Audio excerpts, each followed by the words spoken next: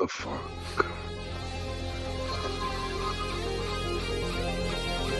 Del Piero, rete del Piero. Pallone con i contadini per Nedved, gol!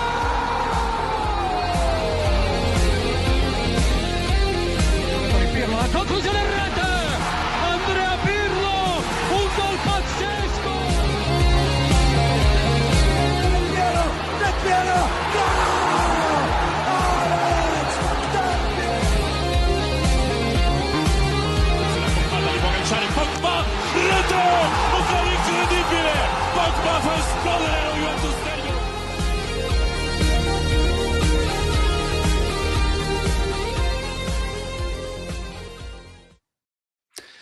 Welcome all to episode 356 of the Turin Giants podcast. My name is Zach, and I'm joined by my best friend in the world, Frederic. Today we have, we're going to cover everything to do with the surprising, maybe, undeserved, maybe, but relieving victory of Juventus over Atalanta and Bergamo. And I think since it's just the two of us and I'm wearing my Scoop shirt, maybe, just maybe, I'll be able to coax out some transfer updates and rumors and so forth from our good friend Frederic after our post-game analysis. But before we kind of get into all the rest of the stuff, Frederic, it's been a minute. How you doing? I'm very well. I'm sorry. I'm baffled by the beard, I must say. It's such an amazing sight. Like it's no. This is the beard that will lead us to qualification in Champions League. Until we get that officially in, I vote for a not shave or trim or whatever.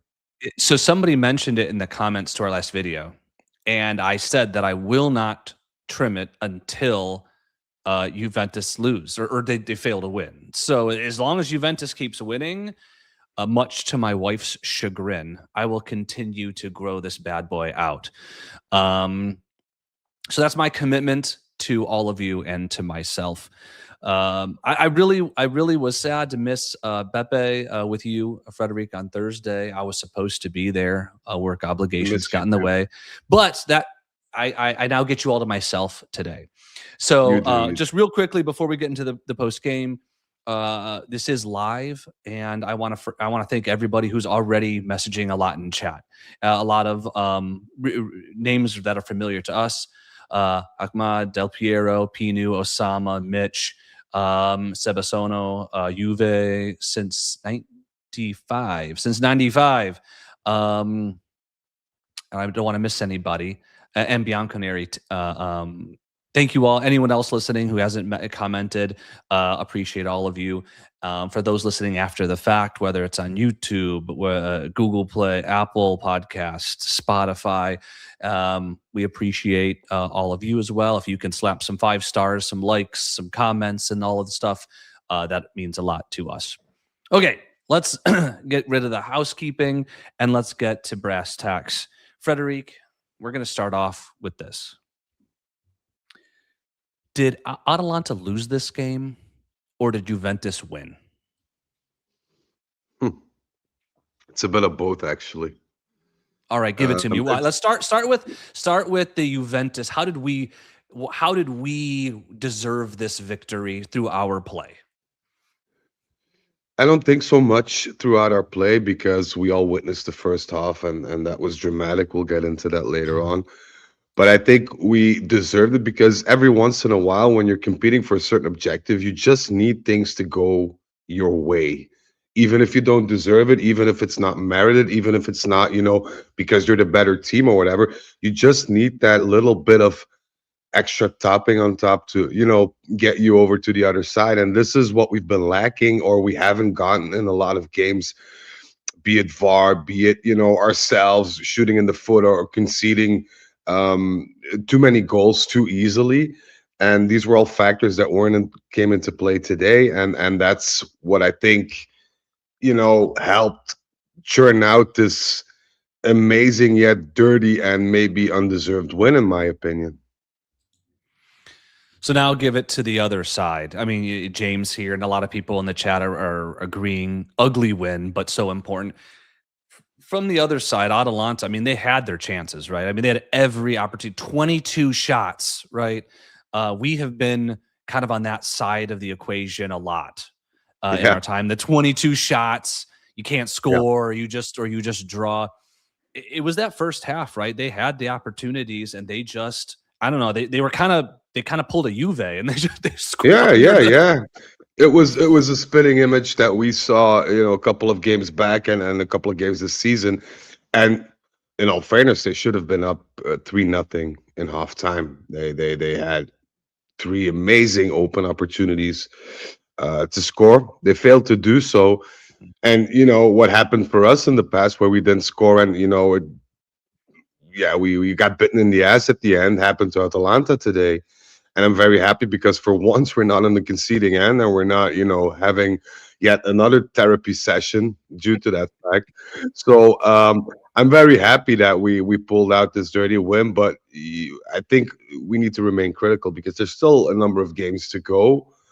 Nothing is set in stone yet. My biggest aggravation today was especially the mentality and Spalletti.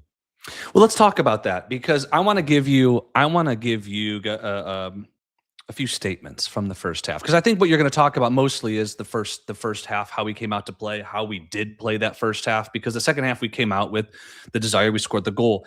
First half, ready? Yeah. Despite 56% possession, the bottom three in touches out of the 22 players on the pitch were our front three.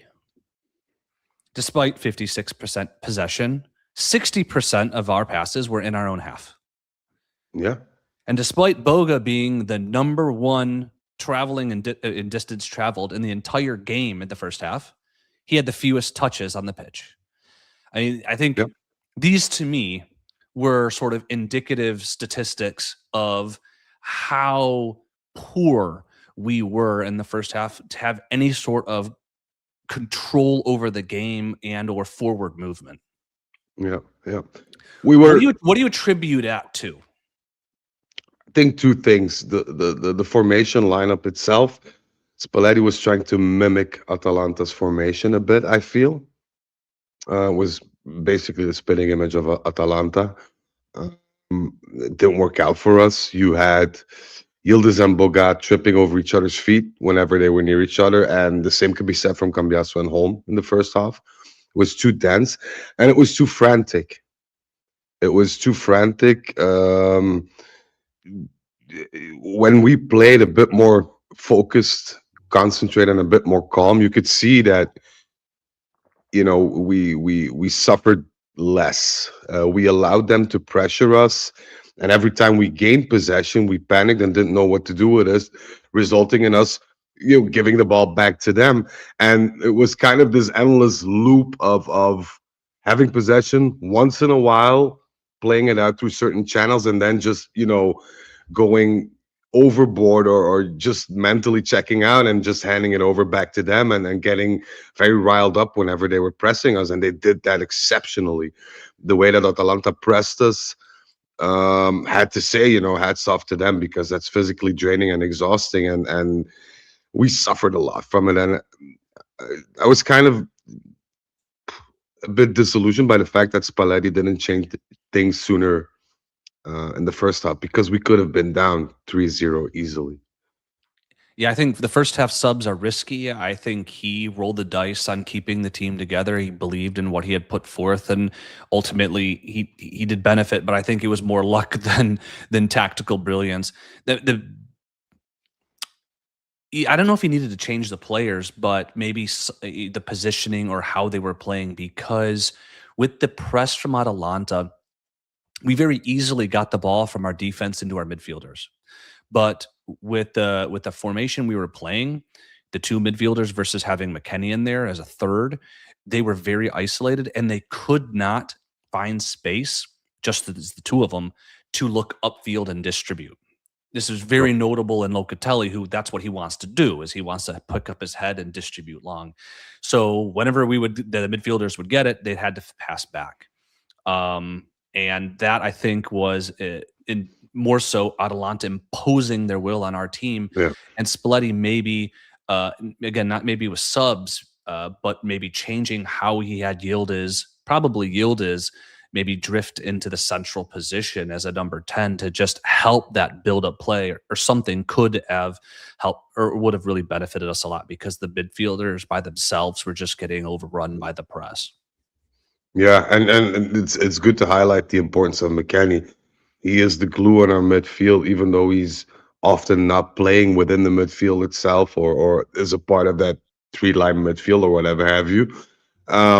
It's the glue that holds that together, and that's why I was kind of disappointed in Spalletti, because he once again, after the game in Naples, he once again, tries this false nine, shadow striker, center forward kind of hybrid thing. And if you have the players to do so, then it could benefit you. But Boga is not that type of player. Boga is definitely not the type of player, and especially in that position, he doesn't gel well with Yildiz. So you take both determining players out of the equation even before starting the game, and I felt that was the second mistake Spalletti made this season for me, or the most blatant one, the Napoli away game and this one, in my opinion. Sebasono says that there were people making runs. The midfielders weren't just lifting their heads up. I think the biggest moment for me, and I agree with this statement, I think the biggest moment for me was 18 minutes in. Cambiaso made a run, was not covered, made a run all the way through the uncovered. The ball comes out to Thuram. Thuram's head's down. He passes it back, and I think this has been a Juventus problem for 2 years. Mota didn't really want the long ball, and under Tudor and Spalletti, not too many of our players really looked to play it except for Locatelli on any regular basis. I think today, though, it was less about that and more about the press, because you get the ball, you can't immediately make long balls. You have to have the vision, but you also have to have the space. And I think with just two guys in the midfield, and correct me if you disagree, Frederick, I think with just two guys in the midfield too often, Atalanta was on them like white on rice in a paper plate in a snowstorm. There was no room but to go back.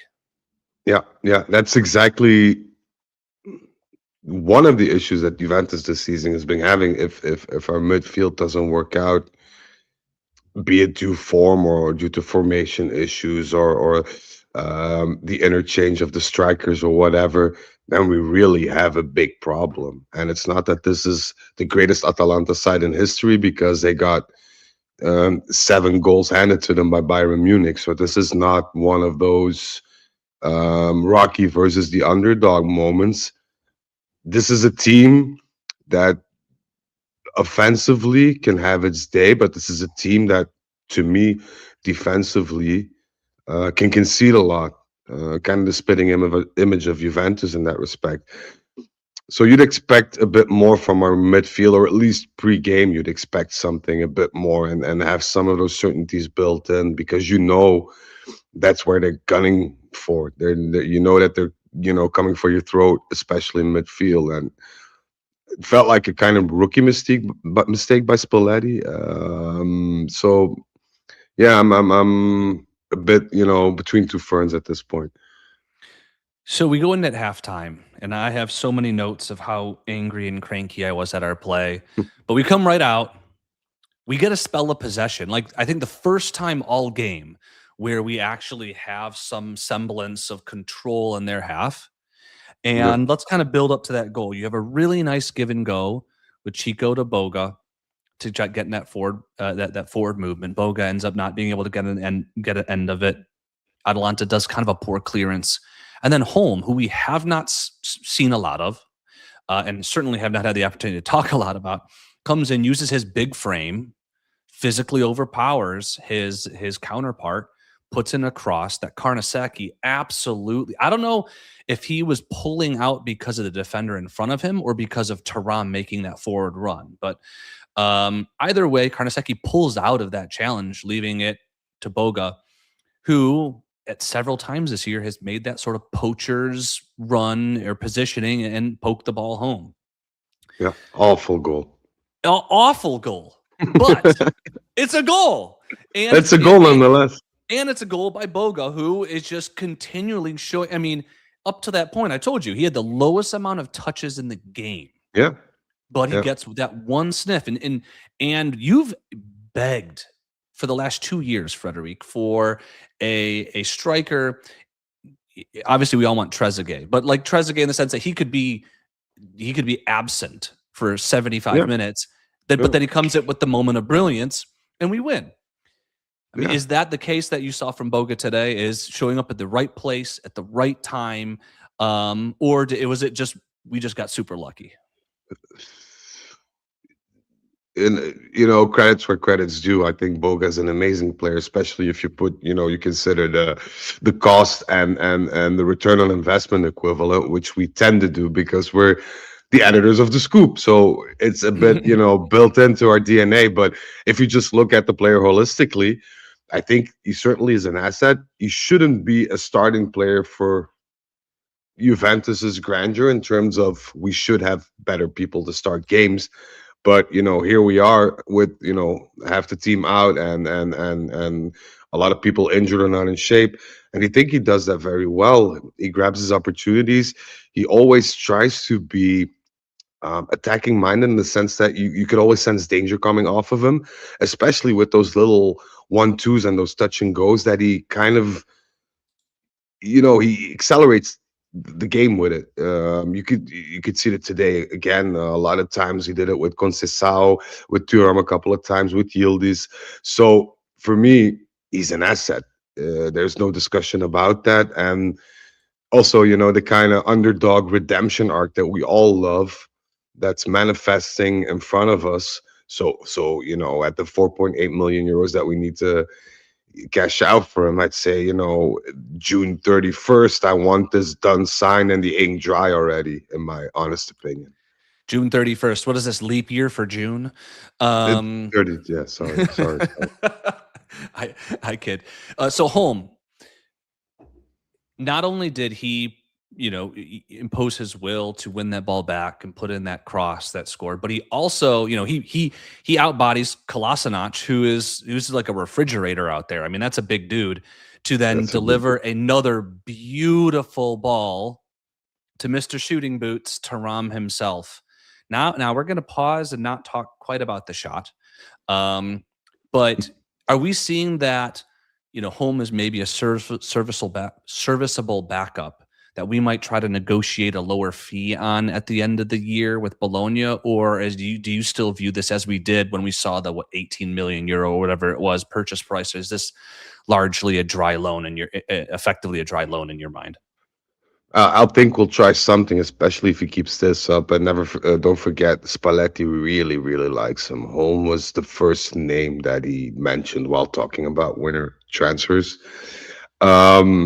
So it's somebody, who has the respect of Spalletti. And today I think we saw why, not because of his tactical ingenuity or whatever, or technical ingenuity, but the fact that, it's all heart.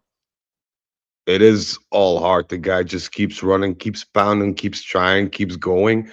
And defensively, I don't like him that much. I know you've seen him a lot in the past, and you said that he's a solid defender. So I'm really, rooting for you in a sense that I trust your judgment on that. But I wasn't convinced in the past. But I had to say that today he was very, very, very solid, both offensively and defensively. And I like the fact that he was better as a whole in the second half when he tried to play more offensively as well. You could see that he was, I don't know what it was. Was it the formation? Was it Atalanta's pressure that he was holding back in the first half? But the minute he started, going and trying to be a bit more or have a bit more impact offensively, the whole team started to gel and turn a bit better, in my opinion. I think the team was just so pinched in that first half because of our inability to stretch the pitch. Holm has always been decent going forward. In a lot of ways, he's very similar in effect to João Mario. There's about a meter difference in height. Yeah. But he wants to go forward. He wants to create chances. He has a pretty good record for goals and assists, and he wants to do that. Playing in a 3-4-2-1 is probably suits him better than actually a four-man back. But we were so pinched in that first half. The second half, especially scoring immediately, in part due to his contribution, forced Atalanta to create spaces that they didn't want to create. And that allowed him to stretch his legs a little bit. His weakness, in my opinion, has always been his defensive side of the game, which is surprising for such a big guy. I think if he can clean up some of that, because we know Spalletti doesn't want to play with a 5-man back, then I think, if you can negotiate a cheaper price, we might be seeing Home around next year. And I'll say this real quickly, because again, we are live. A lot of people in the chat, and I've been flashing up real quick. I know I haven't been doing it for long, but lots and lots and lots of positive feedback with regards to Holmes' contribution today, which is nice. Now, real quickly, we talked about Boga, then we talked about Holm. These are notably one, the winter editions for Juventus. Two, the two players who combined on the goal, right? Three, are they, if I'm not mistaken, both former Atalanta players? Yeah. True. Okay. So who do we credit for bringing them in win? Are these Ottolini? Are these Spalletti requests? Are these Comoli? Who should we credit with bringing these guys in?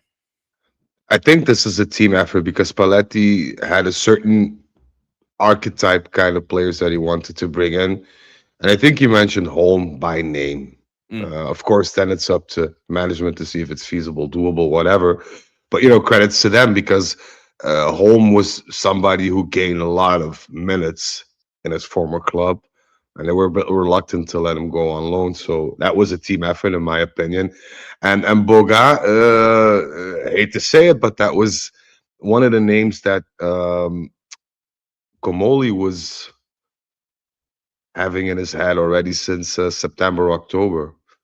Of course, Ottolini went to look a couple of times, and then they had some serious discussions. And this is the thing that makes me happy. You have two players who don't cost a lot, who helped your team grow in a big way, especially in games like today.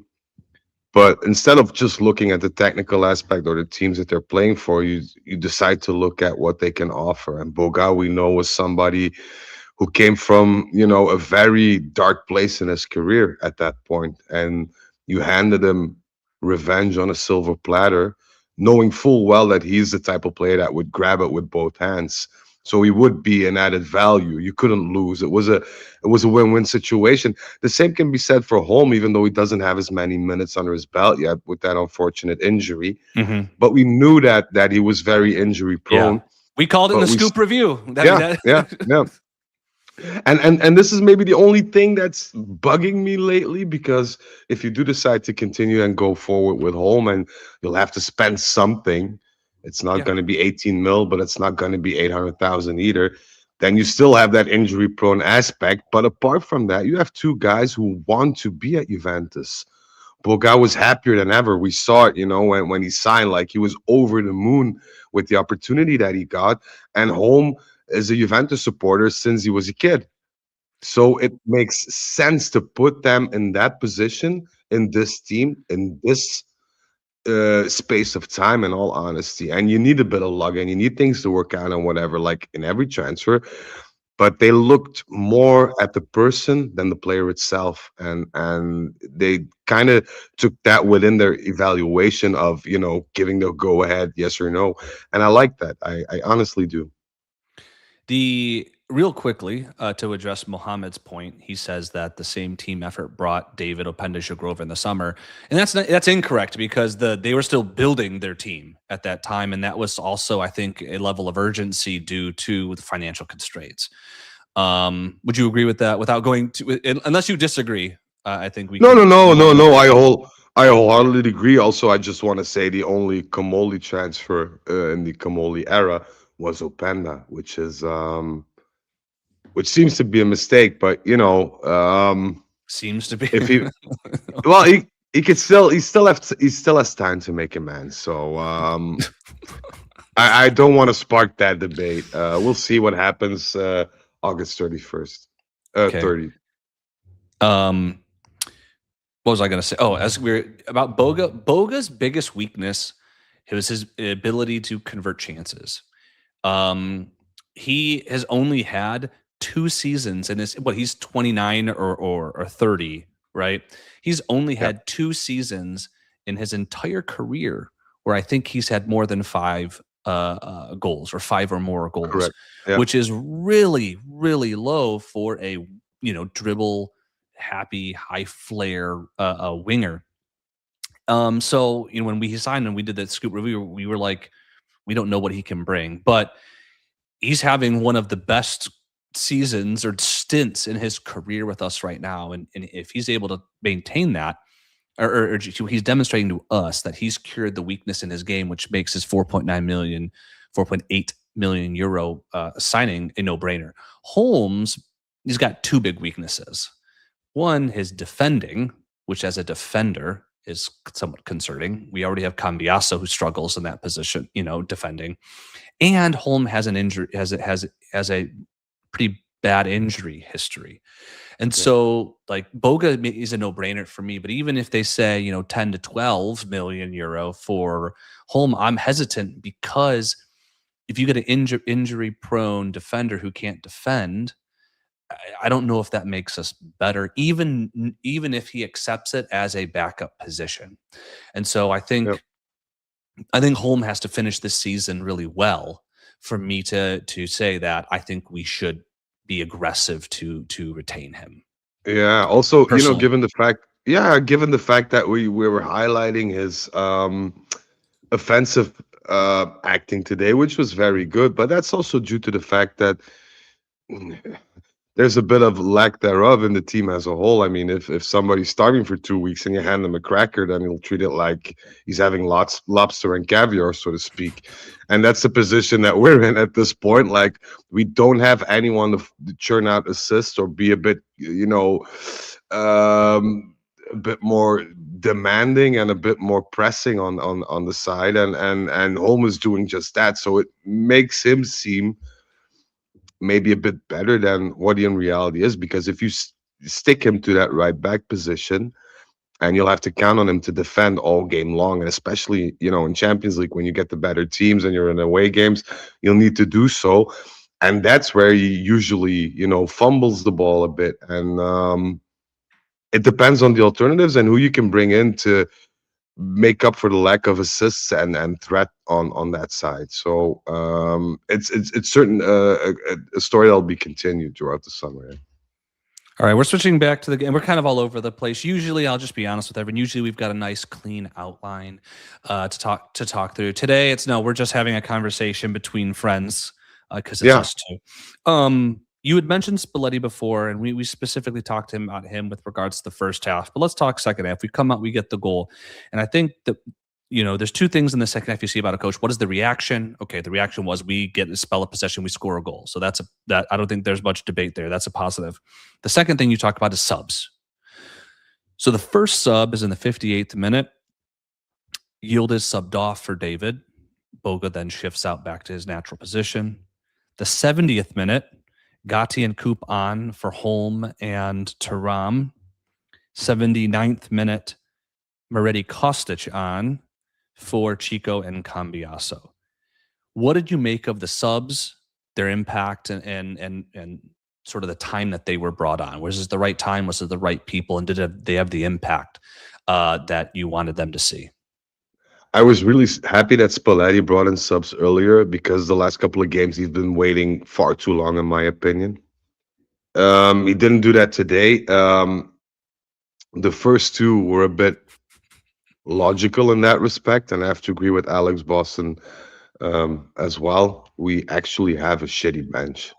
It's really, you bring in subs to determine a game, or to get the game pulled in your favor or something, and it's very difficult to do so with these players. You have to admit, and you have to give Spalletti a bit of leeway here and there, because it's not the difference between mediocre players for us that start. There are starting players and bench players is huge. So without me delving into names and saying what I think. But no, we're gonna get into names. No, we're gonna get it's- into names. You're not gonna escape. But no, okay. Well, the first 2 I thought were justified, because Holm was he doesn't have any match rhythm yet. It's logical that after such a ferocious game on his part, both defensively and offensively, he's down and out at that point. So you need to bring somebody else in. Yildiz, I would have subbed him like after 20 minutes already. I think what Yildiz is putting on the pitch since his contract renewal is But he wasn't fully fit, was he? subpar. I mean, Yildiz wasn't fully fit, was he? Yeah, but we've been hearing this like all season. Once it's fatigue, then he's not fully fit. Then it's the knee. Now he just keeps a tape on the knee because he thinks it brings good luck. But everybody says, "Oh, look, it's Yildiz trying to play injured." He's not injured. This week he was. He had a bit of a knock on Monday, I think, and he still had some, kind of aches here and there. But as a whole, if you look at the last, shall we say, 4 to 5 games, he's been subpar. And I think a message needs to be sent that your place on this team needs to be earned, regardless of the competition you have on that place, and regardless of your name and the amount of the paycheck that you're getting every month. So I felt that it was a right call to sub him for that point, even though you lose a bit of creativity. And Well, that you was you also you presumably would have the same amount of creativity moving Boga into that position with a little bit more central presence in David, because he'll drop deeper to help build up, where Boga just stays on the back defender the whole time. Yeah, yeah, right. yeah, Like yeah, in yeah, yeah. theory. In theory, yeah. And that's why I could also see David coming in, because it was a substitution that he had to make. And we all knew that Milik wasn't going to last more than 20 minutes if he got a spot. So I think that was the right call to make as well. Thuram, I wholeheartedly agree, especially after that chance that he missed. And Spalletti went full freak mode. He was kicking, tearing. We have these microphones right next to the pitch. I don't know if you get those in US, but you can basically hear the conversations and the shouting and whatever. And yeah, he was livid. And they have a good understanding between the both of them, but that was like the final straw this game, because that should have been the 0-2 to us, and that would have sealed the deal.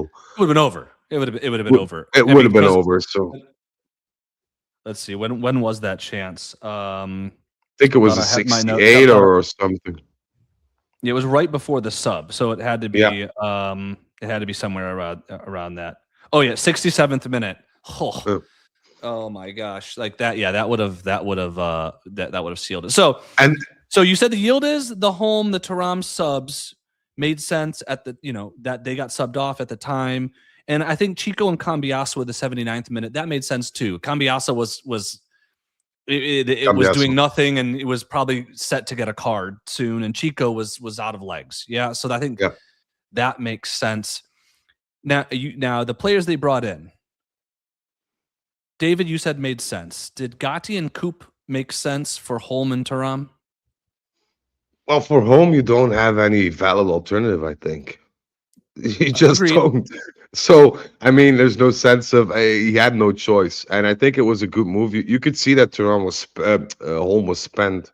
Mhm. So, given the lack of options, you couldn't have done anything else apart from bringing in Gatti, who didn't have the bad minutes that I thought he was gonna have, because Gatti's been really up and down this season. Yeah. So I was kind of, fearing that, but it turned out okay.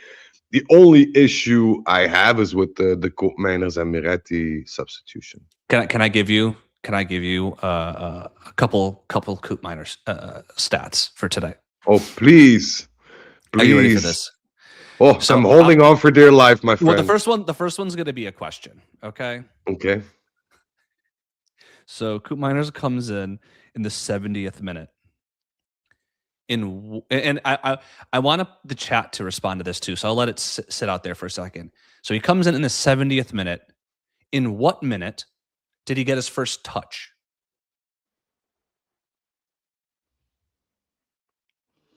I think I'll have to take the good old glasses off for this one. Coop came in the 70th minute, and in what minute did he get his first touch? 75th. And as Alex Boston says, he only had 6 touches for the games. That was the second stat I was gonna. That was the second stat I was gonna give you. In 26 minutes, He Holy has 6 fucking shit. touches. Holy fucking shit. Like, So can here we you go. Hold on. understand? AVS says the 76th minute. Ahmad here we go. I'll flash him up. Ahmad Zako says 83rd. Sebasono 86. Pino also says 86. Mitch says 85th. Our chat's more so on the line of, I think you said 75th or something. They're more in his first touch, which led to a touch where he lost the ball, by the way, was in the 80th minute. 10 minutes. One of our 2 midfielders does not touch the ball, and his first touch is a displacement. So okay, so I just wanted to jump in with that, and as Ahmad Zako and Alex Boston said in chat, 6 touches in 26 minutes. Now proceed with your evaluation of Coop, Frederic. I don't think there's much to go on. I think that we've said it all. It's I've been repeatedly saying this for a couple of months now. The story between Juve and Coop is done. There's no coming back from this. There's no light at the end of the tunnel. And I think, with all due respect for Koopmeiners, we tried. Spalletti moved him over to the back position, eased him back into that midfield position where he maybe played a good game against Galatasaray. I think that's the only one I can, wrap my head around. Mm-hmm. And the rest were very, very poor to mediocre at best. So what more is there to say? And the same can be said for Moretti as well, because that was the thing I heard through the on-field mic that Spalletti was talking to Moretti and literally told him, I need you to come in hot, in the sense that I need you to be more of a determining factor when you come on. I need you to do a lot better than you did Monday. Literally. He said that literally to Moretti.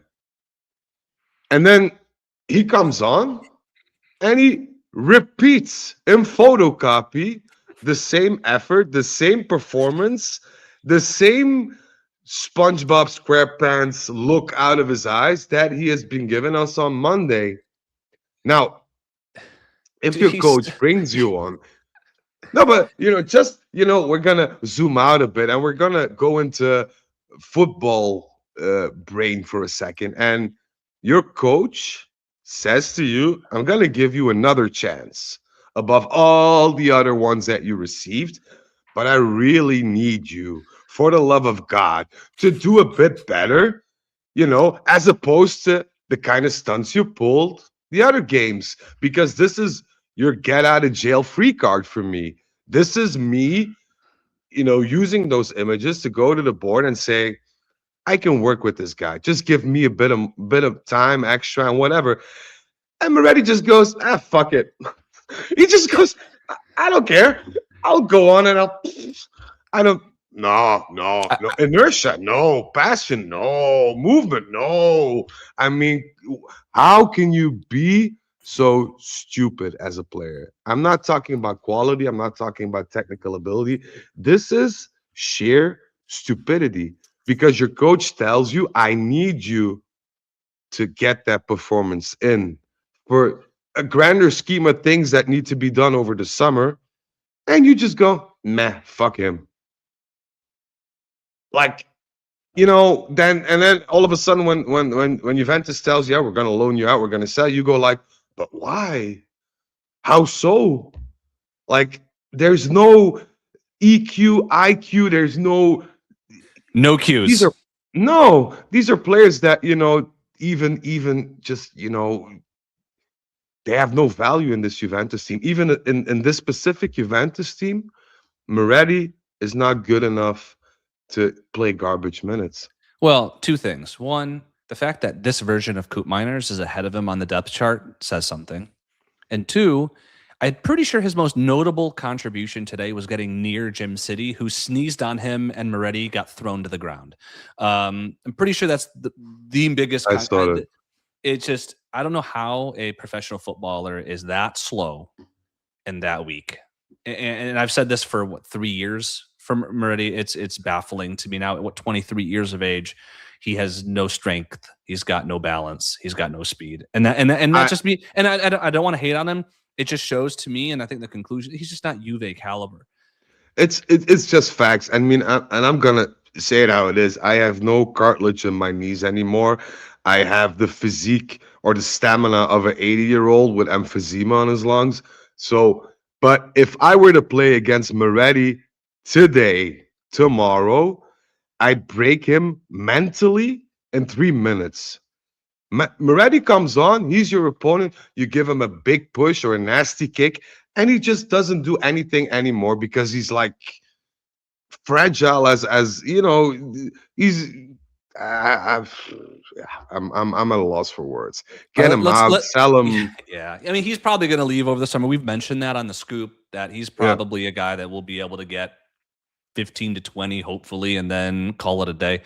Um, let's talk about the last sub, Kostic. Okay, so well, actually, we skipped David. We'll do David last. yeah. You kind of gave us your opinion on how Gatti did better than you thought. Coop, Moretti, Kostic. Now, Kostic this year has generally come on and put in a good short shift, but today I think he struggled.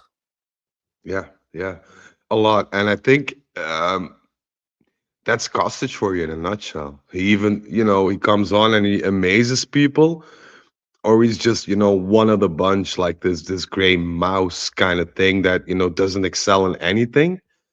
And it's been his story throughout Juventus. And I generally can't hate on the guy because I think he's a decent footballer. But I think this season especially, he lacks confidence, he lacks minutes, and also being a winger and being an offensive winger and being a bit, reduced in the pecking order by coming in even for a left back or a right back or what have you, it affects him. It affects him. And, due to the lack of choices and the people we have on the bench, at times he's the best solution of the worst ones we have. But I think that's the biggest point of what's wrong with this Juventus as a whole. The quality that we need to maintain, we're unable to maintain due to that, huge volatility between good, moderate, and shit players.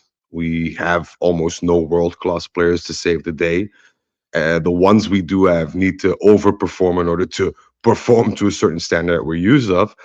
And the rest is, make or break that can shift from one week to the other. You have guys who can, seal a hat trick on any given day, and the week after, can't even stop a ball to save their life. So, yeah.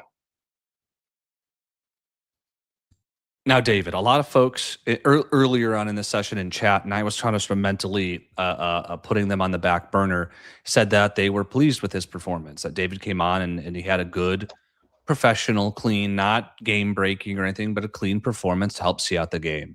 What is your evaluation of his contribution today? I tend to agree, but the fact that I have to agree makes me question myself or my football brain because I'm a bit old school, call me old fashioned, but if you bring in a striker, I need a striker to be offensive. I need him to weigh on the defense, to poach a goal, snag an opportunity, whatever. And we could talk all day about his hold-up play, which was very good today and in balance with the team spirit and sacrifice and whatever, which, I like. But this is still a player that earns 6.5 million net a year who fails to score or be at least somewhat threatening to the other team's defense. And that's where my issues lie with David. And I think we were both a bit, giddy when we knew that he was coming. I know I was. I thought, this is a guy who's literally done nothing but score goals.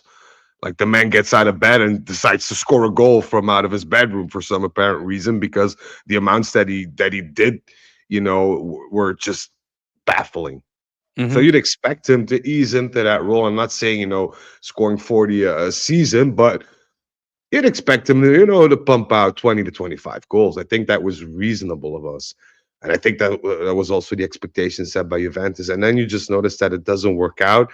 And during the season, you're sort of getting accustomed to the mediocrity. And you think, well, he held up play. He fenced off a defender. Well, good for him. Here's another 6 million, man.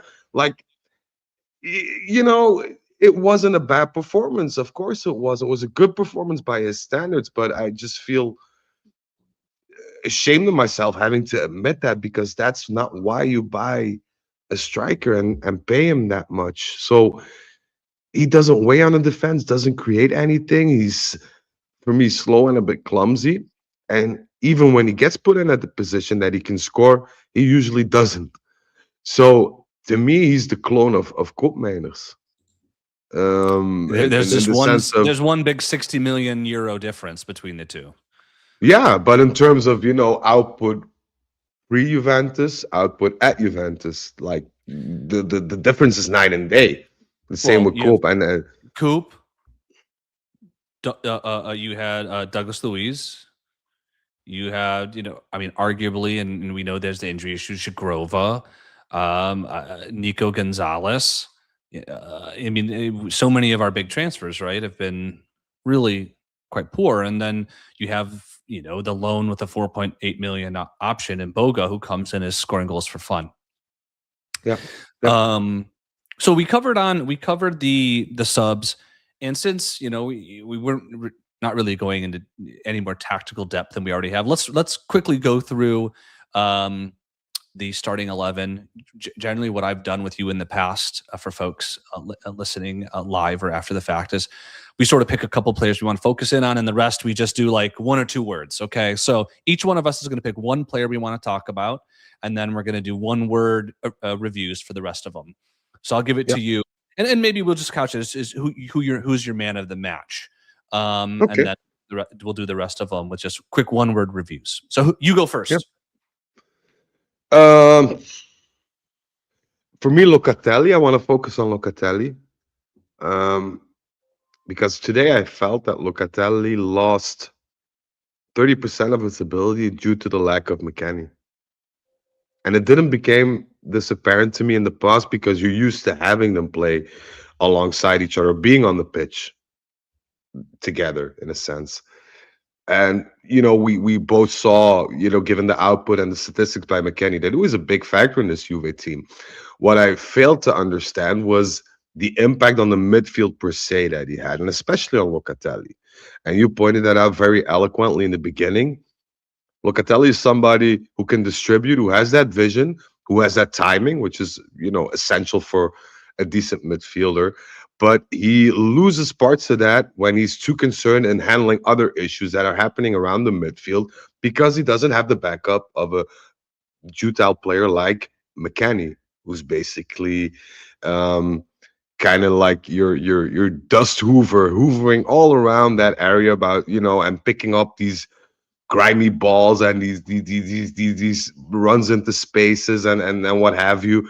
And for me, that became very apparent today. And that's also one of the reasons why I think that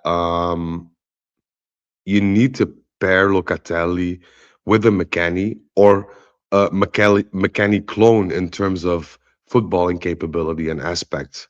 So if you're looking for another midfielder or a vice midfielder or whatever Spalletti's put in his wish list, you need to have somebody on the same level as McKennie. I'm not going to say the output in terms of goals or contributions to goals, but the player that could do the dirty work in the midfield and have Locatelli still have that 10-15% of extra freshness to deliver that through ball, to deliver that long pass, to deliver that run in between the lines.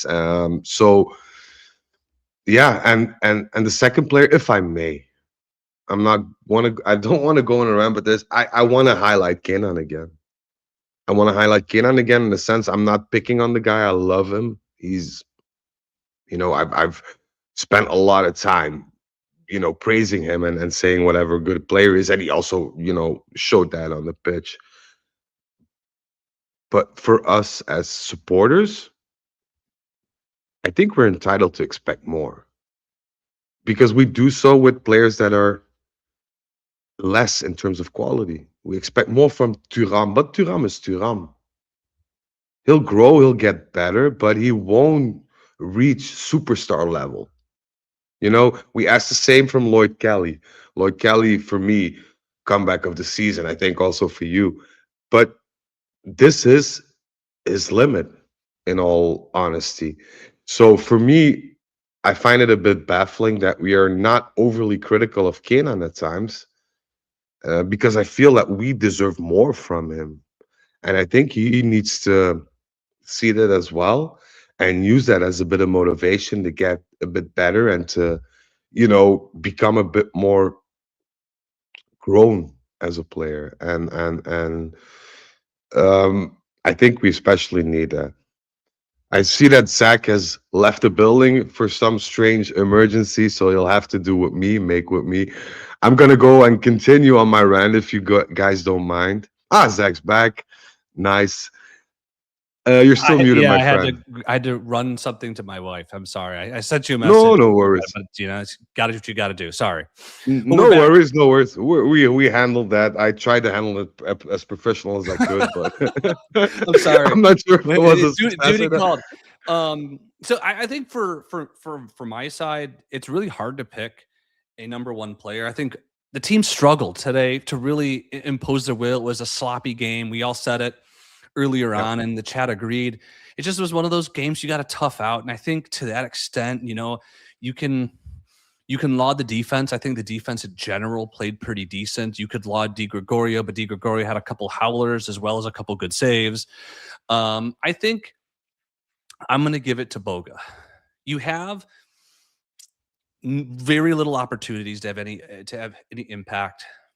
You're playing a position that you've really never played in your career. And the team desperately needs a win, and you come out against your former employer and you bag a poacher's goal. And to that, it's like we've really lacked, and David specifically, as much as he might have been tidy to, whatever, he's Yeah. lacked that finishing touch. And we've needed somebody to put Mhm. that final ball away. If it's not some brilliance for Yildiz, it's nobody. Chico has really, struggled to do that, except for recently. He's been on good form recently over the last month, but for much of the season, Chico had lived up to that. David has not lived up to that. Openda has not lived up to that. Dushan, before was injured, did not live up to that. The only other player that arguably did, McKennie, was suspended. Yeah. So someone, especially, with what you talked about Yildiz's performance, someone had to step up. And the fact that he's done it and is doing something that he struggled to do in his career is huge. And so for that moment and for that goal and for what it means for this team, for what it means to this table, Mhm. he's my man of the match. Yeah. I can follow you in that regard. I can follow you, especially because, and also, and we have to, be honest about this. Boga's so likable as a player. He always tries his best and he doesn't overdo it. Like Kenan at times goes past one, goes past two. I know, let me take on the third one. Boga's never that. Boga tries to be as clinically, as he can be. And he goes past one, and then it's time. He either handles the ball in or he tries to, set up a cross or anything or shoots himself. And that can go wrong. There's nothing wrong with that either. But he's very, yeah, let's say business minded in terms of, what he can do and what he puts out on the field. So that makes him very likable. But, for the man of the match, I have to pick Di Gregorio.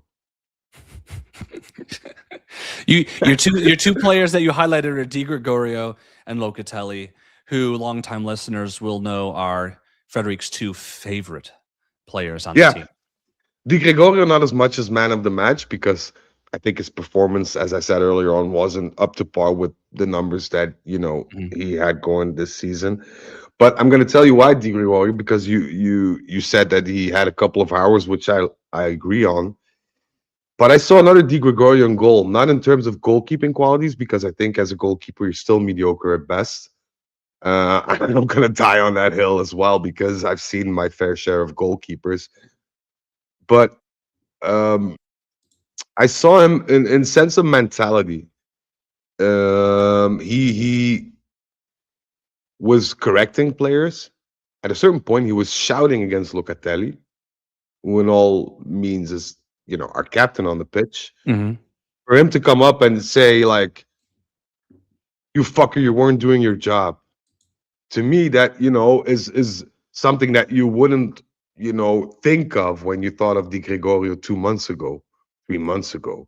because that was one of the issues we had with him, not just the technical capabilities, but also the lack of communication and let's call it the lack of leadership as well, which you need to have to a certain point as a goalie.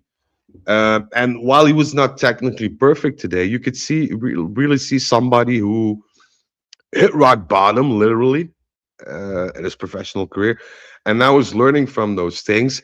And he's not gonna be the best goalkeeper in the world. He'll never be that. He's mediocre, but he was much more vocal, and you could see that growth moment that he had. And for me, that's rewarding in the sense that we're so used to getting people booed off, kicked out, contracts terminated, and then you have Juntili coming in and brushing everybody off and what have you. And now somebody, reminded me a bit of Kelly, to be honest. So I like that, but I agree with Mitch. We still need a number one, and who knows? Maybe we'll get that new number one. Hey, spoilers or hint, hint, hint, hint, hint, hint. Yep. All right, let's talk. We talked Boga, we talked Holm, we talked Locatelli, we talked Di Gregorio, we talked.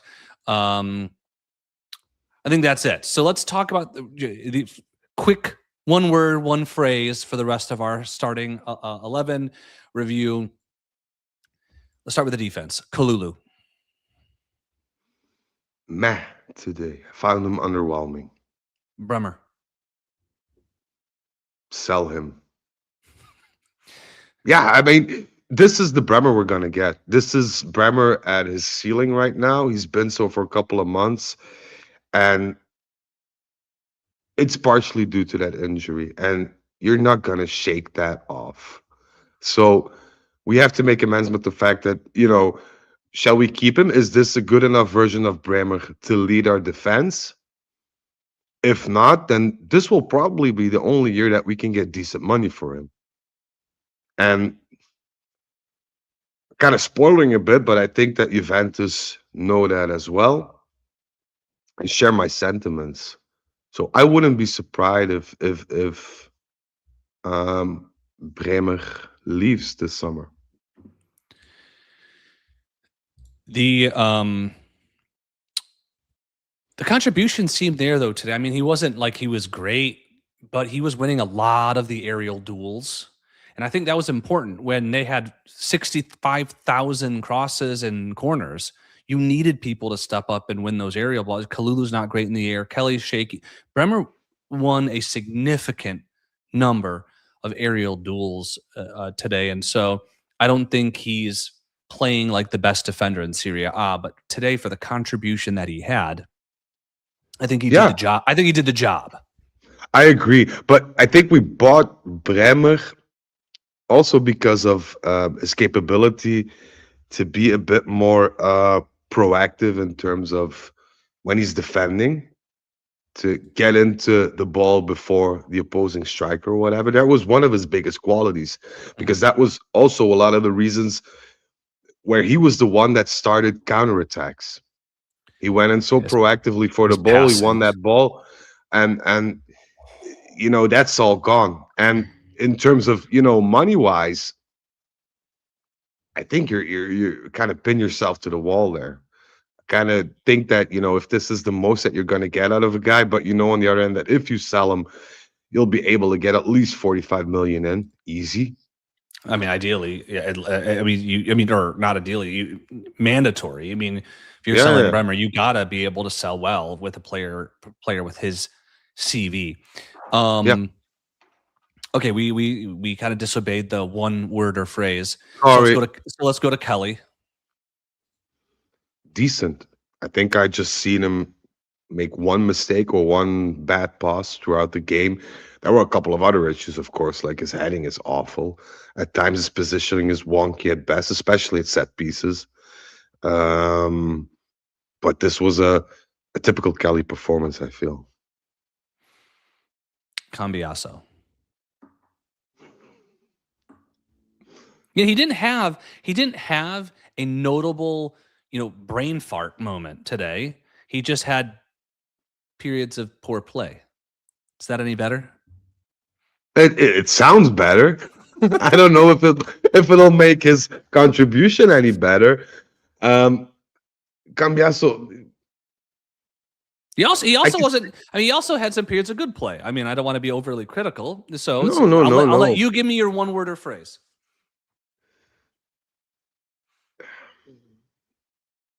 It makes sense that Barcelona wants to buy him. From a Barcelona standpoint, it makes sense. It really does.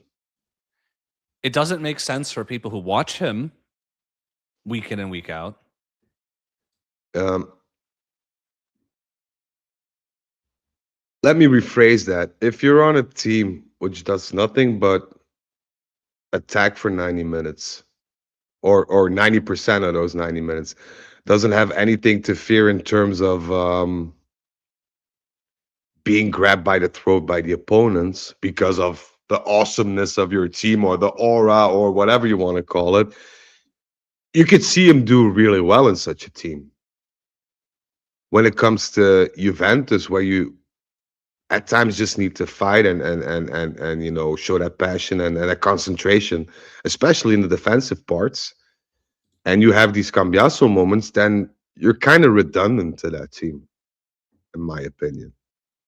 So would Cambiaso do well at Barcelona? No doubt. Will Barcelona buy him? I pray to God they do. Please, yeah, because we'd actually probably get a good fee out of that. Chico, Underwhelming. I thought he was, rising up to the occasion. His form was gradually improving. But today I think he had a not a good performance. well, I'd say, look, Uh, I told you the first half, the bottom three touches in the entire game, so including Atalanta, was our front three. yeah, I would argue that in the first half, Chico had more impact than Yildiz and Boga. yeah, that's true. But that doesn't mean that he played a good game. So, for me, I just expect more. And especially with Chico, the thing is, either he's omnipresent in terms of possession, and for some reason, 90% of the time, he makes the final last bad call. He shoots when he doesn't need to, or he passes, or he doesn't pass when he needs to pass, or whatever. But today, he had so little of these moments where he had that choice that his impact was even diminished in that sense. Yeah, and then it all comes down to is he somebody who can crack open these kind of tough games for you? And I'd rather much prefer a Boga type player who does that with a lot more, let's say, complacency and sense of belonging on the pitch than as a Conceição at this point, who just seemed like a dog chasing a car at times. The thing is, with we talked strengths and weaknesses when we were talking Boga and Holm. Chico, one of his weaknesses is that he really struggles in between the boxes in possession. And today, so much of the game was on the back foot, at least from a Juventus perspective, was on the back foot. You're not, and that is the exact type of situation where he's going to struggle because of his diminutive stature. Where Yeah. while quick, he's not fast either. And so, yes, he struggled when we were in that, and he's always going to struggle unless he materially changes his game, which is unlikely in those positions. The one time where we had possession in their half, right, which was right after halftime, right? He has that great give and go with Boga, and Yep. I think reasonably or arguably, depending on where you fall, should have had an assist. So he is, obviously he doesn't. There's no assist or goal for Chico for today, but that's what you're talking about. He needs to do. He did do it, and then he had the one where, and this was his fault, where he overplayed David in late in the game with a counterattacking opportunity where David, Yep. she should have fed David in the flat. I mean, he's limited because he struggles in those in games like today. just by the virtue of it, of who he is. I think you can rightfully criticize him, but at the same time, we've often said when you put a player in a position not to be successful, that sort of takes away from the criticism, right? Would you say that today was Chico not playing well, or was it that sort of the game plan or how the game ended up playing out sort of Uh, neutralized his ability to impact the game? no, I think it's a bit of both. But I first of all, I have two reasonings behind that. The first is that I always think, and this is maybe my fault, I always think in terms of um, ROI. We paid enough for Chico, and the ROI just isn't there. You paid him to provide assists and goals, which he hasn't been able to do yet. So you base him solely on that, and you know that you paid over 40 million for him if you take in the loan and the add-ons and whatever. So I think rightfully you expect more. And then the other thing is, you were pointing towards that assist that he gave to Boga. Once again, I think his final touch there was flawed. In order to have a good tap, and especially at the speed that Boga was coming in, you need to deliver that ball in very hard, very fast, very solid onto the foot. But instead, if you look at the replay, you can see that the pass was a bit too soft and made Boga miss a step because he had to wait for the ball to arrive. So while he did the good, or he chose the good moment, the passing itself or the timing of the passing was a bit poor. And that's my main gripe. You expect more from these players. You expect them to play that ball in the way it should have been played in, where you shouldn't be able to even miss it or mistime it. And it's these little details that kind of get the best of me with regards with looking at a player, or trying to look at a player objectively without pulling in the transfer data and whatever. So it's a bit hit and miss with him. Yeah, his recent good form has somewhat papered over the fact that he has not had the contribution we would expect. He has, as we stand across all competitions, or Jonathan David has 50% more goal contributions than Chico does. And we rail and rail on how Jonathan David, who came in on a free, has been useless and terrible. But I mean, what's a guy? I mean, if that's what we're saying, that Chico, Yeah. that Jonathan David has 50% more goal contributions than Chico, who's been with the team for an extra year. I mean, that's somewhat of an indictment. But let's our one word and one phrase. I just want that. no. But I want to say one thing, and I find Okay. it so hilarious. I looked at a clip yesterday when he was at Ajax Chico, and he was coming back from an injury, and he played the game, and he played the game like he plays the games with us. Mhm. A lot of puff and less substance.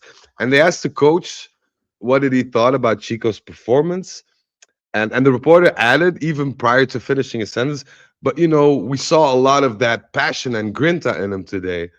And then the coach responded, well, if I get the kid guy in who washes the clothes and I pay him 3 million a year, he'll show some grinta as well, but that doesn't mean that he'll win the Ballon d'Or. So it was kind of this Dutch humor and a kind of, but he was right on all parts. Like, we always praise him for having grinta, and Jonathan David seems slow on, but at the end of the day, you need to judge him on why you bought him. Not because he's likable or he signs autographs or he can, cook a mean steak or whatever. No, he needs to score and deliver assists, and he doesn't do that. And I don't yeah, know. Cook a mean steak. I mean, that goes a long way. Certainly where I'm yeah, at but in my, not, where I'm at in my life and waistline. So not for 4.5 million a year. It doesn't. yeah, well, I would need 4.5 million first. So there's one player that a lot of folks were chatting about earlier in the show I believe there's only one player left to talk about, and who I refer to as Mr. Shooting Boots. Thuram is, I think a lot of people are super, super frustrated with Chico. I think Thuram might be the most frustrating player on Juventus for me. More so than Cambiaso, more so than Chico and some of the other folks that people just seem to drive them nuts. Thuram has it all. He shows, good flashes, whether it be, and I'm actually going to sound like you, in defense, driving through the middle with possession. But when that dude gets a chance to shoot on goal, and he gets reasonable number of chances throughout the season, just like his perfectly weighted ball from home today. This dude cannot find the net. And you and I had aggressively pushed back at you when you said that one of the big knocks against Locatelli is his lack of goals, because I felt like that wasn't necessarily part of his game. Thuram, I feel like it absolutely has to be part of his game based on his skill set, and that's a chance that I'm so glad didn't bite us in the a wasted chance that didn't bite us in the butt. But that sort of is somewhat emblematic of his season with us. Is he just has, he did a lot right, but his finishing touch is just not there. He hasn't risen to that next level that we would have hoped he would have at where he finished last season. No.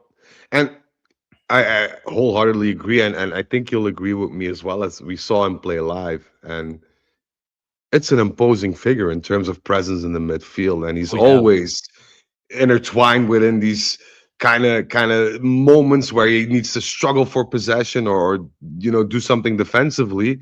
But in producing certain things, there's this dude just blows a circuit whenever he needs to do something that can alter the score or the score line of the game. And that'll be my biggest gripe with him. In his defense, though, he's a player that you bought under the radar for a relatively low amount. So even if you should part ways with him, it'll be beneficial in terms of financial gain. And you'll probably get, a better player out of that if you have a decent scouting or a decent sporting director. Even if you keep him, it wouldn't be that much of a loss, because if you put him next to somebody or close to somebody who has more of this aggressive threat, then it takes away from him having to be that person, that presence in the box. I could see him work out perfectly in a 3-man midfield with Bernardo Silva. I knew you were going to say it. It's just every episode. But it makes sense. Episode. You have Locatelli doing what he does best. Yeah, the dirty maybe work. To a lesser extent. You have Thuram being the jack of all trades there and kind of, doing everything. But eventually, prior to doing something or shooting or trying to give an assist, you hand that over to a Bernardo Silva guy who is born with the gift of scoring or delivering assists or giving through passes or whatever. And then your midfield changes completely. It almost changes when you have McKennie in there. Well, actually, I'm going to interrupt you now, and this is a question I have for you, and I want folks in the chat to answer. So, because you keep, as Alex says, teasing us with Bernardo Silva, so we're going to pretend like you just said in a 3-man midfield. Okay, we're pretending a 3-man midfield. We have Locatelli, Bernardo Silva. The question is for you and those in chat: between Thuram and McKennie, who occupies that third spot and why? So why don't you give us your answer, Frederic? I'm looking in the chat to see what they got to say. I'd say McKennie due to his utility, due to the fact that he can score with more ease than Thuram will ever have to do. And also because of the fact that I think Weston, if paired with better players, becomes better by 50% himself. That's really a unique thing that Weston has. If you surround him with better players, he'll immediately become better himself. Whereas with a Thuram will also have that progression, but not in the same way as McKennie will, in my opinion. So, for me, it's McKennie, but I think that you need to learn Thuram at that point to be the stand-in for either Locatelli or either Weston. And then you're onto something, because if you can have somebody on the bench like Thuram who can fill both those gaps in midfield and do that in a good fashion, then you'll always have that quality in midfield. And that's something that we're lacking: the consistency, stability, and the quality in midfield, in my opinion. Is it unfair for me? And no. I'm stalling because it's to get a couple more responses from chat on this question of McKennie versus Thuram.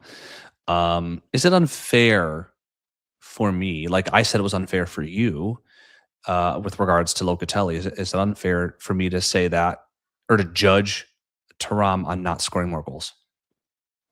No, because he gets more opportunity than Locatelli. Locatelli doesn't find himself in the box as much as Thuram does. So if you're, just placing Locatelli in the positions that we could see Thuram this past season and missing those goals, then I think you'd be fairly, the same amount of critical over Locatelli than Thuram. I feel just a midfielder, if given the opportunity, needs to score. It's as simple as that. Whether it be Locatelli or Thuram or McKennie, if you get an opportunity, you need to, especially those ones. Like this was a penalty in motion, to be honest, and you don't even hit the target. Like makes no sense for a professional football player, and he had a lot of those. Also, the fact that I think that Locatelli is more fatigued because he has to cross a lot more ground than Thuram does in those instances. And Locatelli is somebody who plays with a, let's say, a higher concentration rate, because Locatelli is always somebody that's scanning the area in terms of where can I play this pass, so it's a bit more demanding in that respect. So you can forgive him for not having the freshness or the quality up front after a long game or whatever. With Thuram, with his physicality, you just expect more. You just expect more. So if Wes can do it, and Wes is or was more out of shape than Thuram ever is in terms of physicality, then it dribbles down the quality again. Wes just has more quality. Look, well, on the fitness thing, and this drives me nuts. Even when people were saying McKennie was fat and out of shape, and he, was Big Mac, as like a cheeseburger, that dude still ran more than anyone else. So like Big Mac or not, I like you can't really question his work rate. And the chat has spoken. They universally said McKennie over Thuram, which I think tells you all that you need to know. Last thing about the game, because I think we've touched on everything, and then we're going to transition to any transfer news that you have, sort of as a mini scoop, since we were not able to do one earlier this week. We wanted to, but we were not able to. The last question for you is with regards to the Gatti non-handball. Right call? Dubious. Really? Yeah, I thought that was pretty clearly the right call. You said dubious. I felt that he was putting his arm away right after the ball hit the arm, if you know what I mean. Woo. Yeah. Yeah. Well, no. It was on my person. I didn't move my hand, and it was kind of. You could see him leaning towards the ball with his whole body, and then once the ball hit his hand or his arm or the, I think it was the upper arm. He went like, I'm gonna hold that one there, and then I'm gonna just shout frantically, saying that was attached to my body, and that'll be the end of it. I'm not gonna say it was the wrong call, but it was something that could have gone both ways. And I think that if we were in the other position and we were Atalanta, I think we rightfully have a thing or two to say post game about that as well. So of course he couldn't cut his arm off, like Mitch just said. So it was, the gray area, and I'm happy that we didn't get a penalty against, but with the things that we have had against us this year, it wouldn't be a stretch to imagine that a referee would have blown for a penalty at that point. Yeah, when I watched both the live version and the replay, I'm like, that's not a penalty. Similar to what Mitch said. But when he starts screaming and yelling after, that just makes him look guilty, right? I mean, that's like what's me? If it's not a penalty, then bro, then just be like, what are you guys talking about? But he's freaking out. And by the way, for our commentator here in America, the guy made a pointed effort to mention Gatti's hairline, which I found somewhat hilarious. I realized that is somewhat not a non sequitur, but he did mention his hairline a couple times. But when you're furiously yelling, looking at that strong hairline that we both lack, that makes him look guilty. Like if you didn't do it, Just Yeah, give him the "what are you guys yeah, talking about" face, but yeah. instead he's And he screaming and immediately, yelling, he's running up into people. Like, come on, dude. yeah, he was running up to the Atalanta players instead of the ref. Like he was like foul money. No, I didn't. Blah, blah, blah. And then the ref was like, no, no, no, no. And we were lucky at that point that it wasn't that long to go, and Atalanta was in a rush to take that corner kick as well Hmm.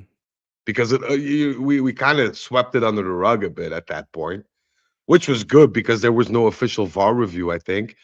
But No, that there also had goes to there show. had to have been a VAR review. It just didn't require. Yeah, They didn't. it They didn't wasn't. ask. Yeah, They didn't ask Maresca to go to the monitor. no, but that's the thing because if Maresca's called to the monitor, then I think he wouldn't be so sure in not calling that a penalty, to be honest. Because if you look in the replay, then of course it's a replay, so it's a bit in slow mo.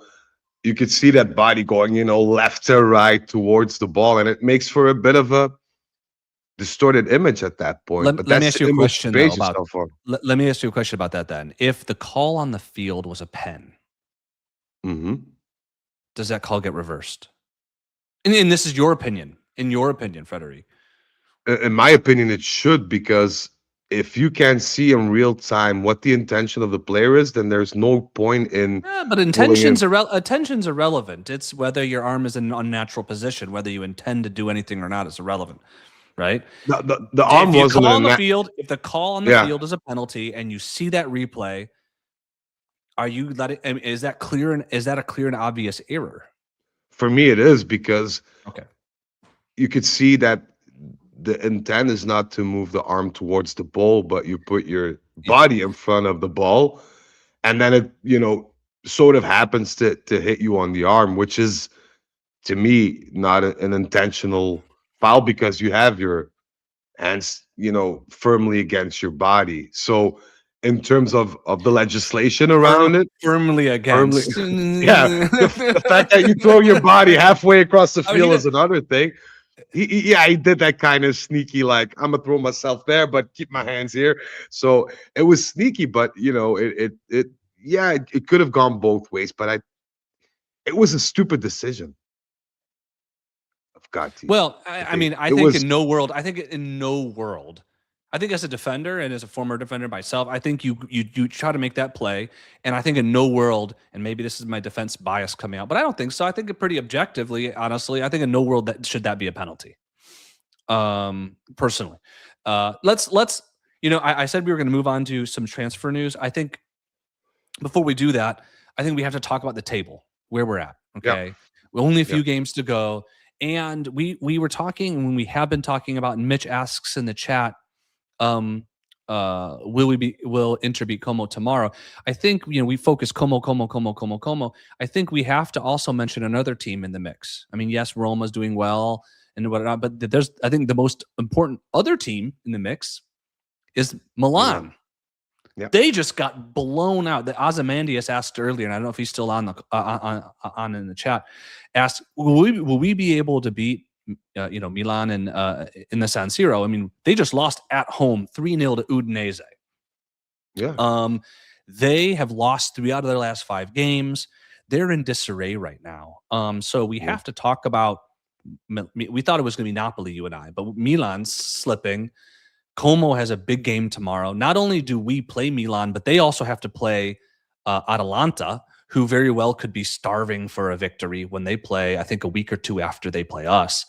So as we stand here, we are 4th place. Como obviously plays tomorrow against Inter. Mm-hmm. We are 3 points behind a Milan team who we play in 2 weeks. Mm-hmm. After beating Atalanta, and without obviously knowing the future and what's going to happen in tomorrow's game, is our chances higher to reach top 4 now than they were a week ago? Mathematically, yes, because the game. I mean, of course, mathematically, but I'm talking about but these are the things that influence the end table at the end, because the pressure's on Como now. That's one thing, and Como, is our direct opponent right now for this number 4 spot. Mm-hmm. But on the other hand, as you said, Milan as well, because if Milan next week misses a step albeit just a draw against I don't know who they're playing, and I don't care because this Milan can Verona. win and lose from every team. Verona. Yeah, it's gonna be but you never know because Verona clearly Eh. needs the points as Oh, well. they need the So points. They need the so points. Yeah. I mean, it's not all of it's not fair to think that a draw is in the works there. It could be in the works, but the pressure's on them as well. Oh, So we're kind they of were in no competitions except the no, Copa. no, The expectation was not only that they were going to be top four, but that they would potentially, and of course Allegri is very good at this, and so he was disagreeing with this next point. But in the media sense, that they could challenge Inter for first place. And now look at they lost 3 out of 5 at the money end of the season. yeah, I think yeah. the pressure's on them. I would venture that the pressure is more on them than it is on Juventus or Como. I think Juventus, if you're smart, if Spalletti's smart, he'll just go out and say to these guys, okay, we done a good deal today, this weekend, regardless of the Como result, was good for us in terms of that fourth place. And Spalletti also just came out saying that it isn't about money to buy players. Juventus just need to be in the Champions League, meaning that to Well, him, it's pride. It's pride too. yeah. So The players, also, players aren't thinking about the summer mercado.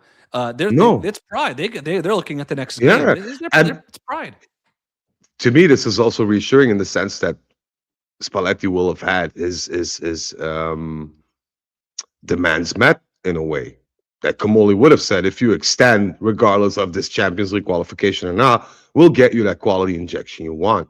Maybe, a budget version, depending on the budget itself, if we don't qualify, which is normal, but we'll get, players in. So to me, that's all good. But now you have pressure on Como. You also put pressure on Inter, and irreversibly put a bit of pressure on Napoli as well. Because Napoli's out here thinking, well, maybe we can do a bit more because it makes a huge difference into coming in third or second in the table in Italy in terms of where you're going to stand in Champions League position wise. So, it's very high pressure at this point, and the only team that's feeling that pressure being relieved a bit, in my opinion, should be Juventus. Because if you go out and you win your next game, you've done everything you could. If the Bologna's in chances Milan, are, right? Bologna's in yeah, Milan. and if you have the opportunity to overtake Milan at that point, you have that extra stimulus. Whereas to Milan, it's just added pressure on the pile of pressure that's been added throughout the season already.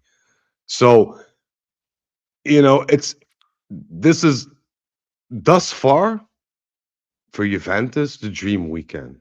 Yeah, it has been, and so two things real quickly, if I'm not mistaken. So we're 3 points behind Milan. We beat them. I believe we have like all the tiebreakers.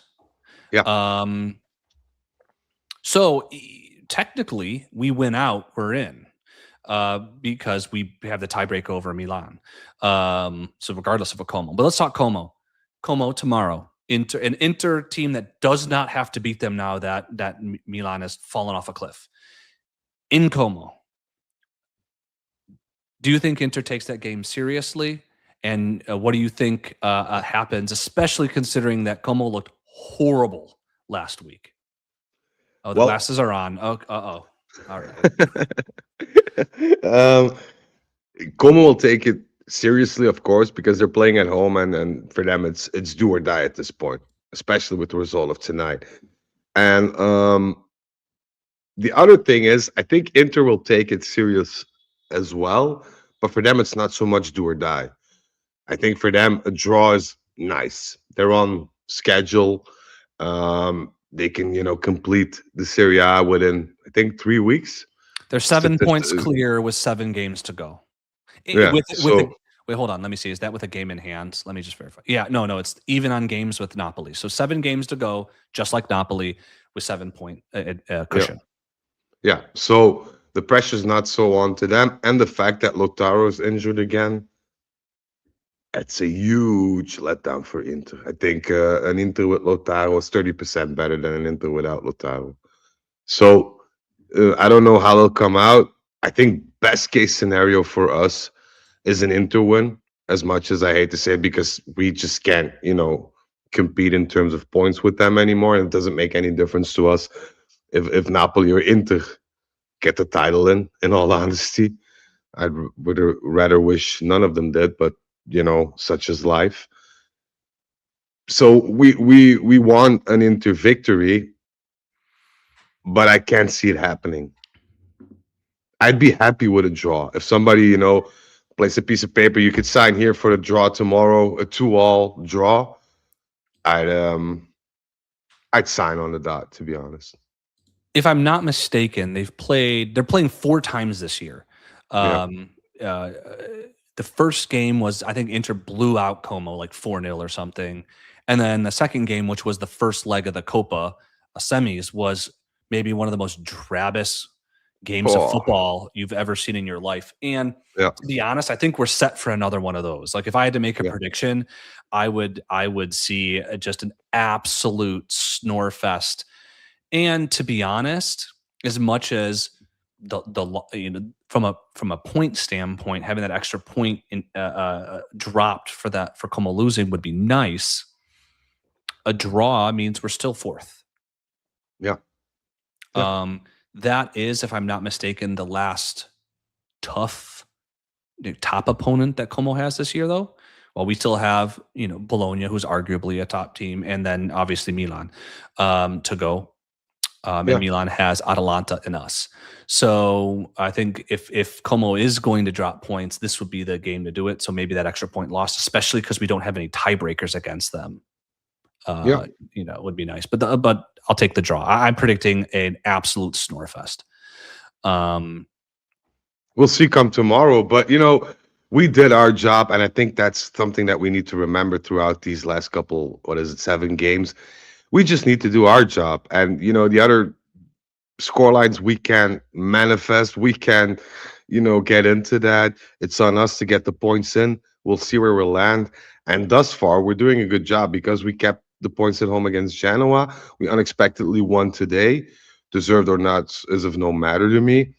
The next is the Bologna game. No, win's a win. You take that bad boy. So put it in your pocket, if you have those 3 points, especially against Bologna, then you kind of outdid yourself in that respect because you come out of the gates 9 points clear, 9 points out of 9 to be got in that respect.